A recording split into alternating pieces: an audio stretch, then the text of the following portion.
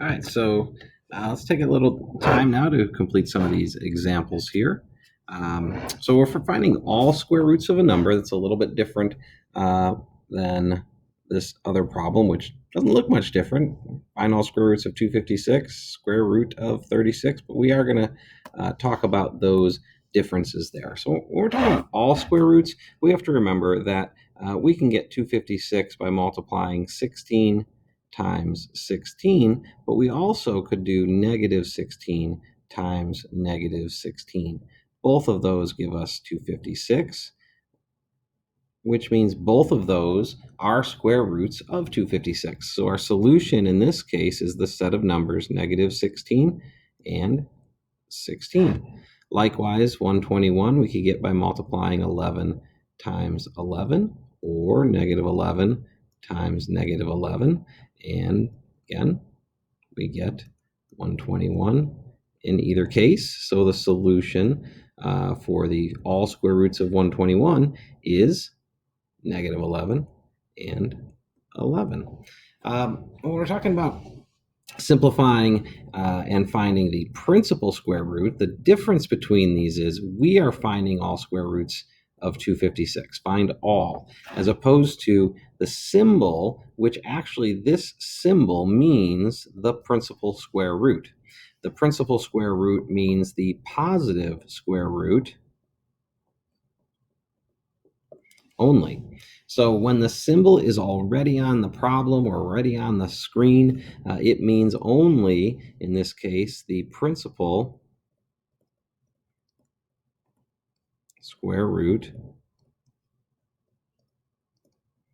of 36, or the positive square root of 36, so only 6. The difference here, we're looking at a fraction, and when we have a square root of a fraction, we can rewrite that as the square root of the numerator divided by the square root of that denominator.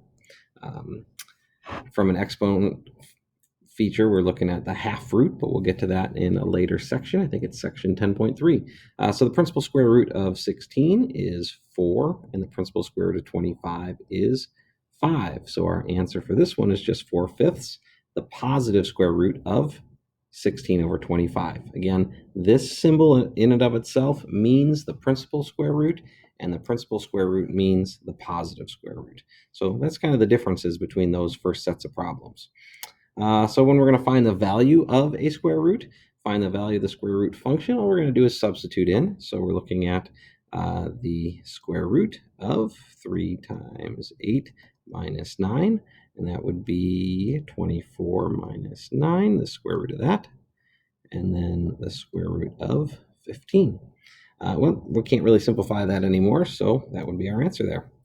This next one, substitute in the 3, so 3 times 3 minus 9, that is 9 minus 9, taking the square root of that, which is the square root of 0. Well, 0 times 0 is 0, so our final answer there is 0. And in this next one, we're going to see a little bit different thing happen here, and that would be 3 times, we need that first parentheses there,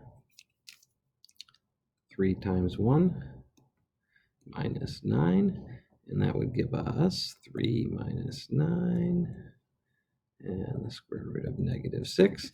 And I'm sure you remember we cannot take the square root of a negative and get a real number solution. So we would say here, no real solutions.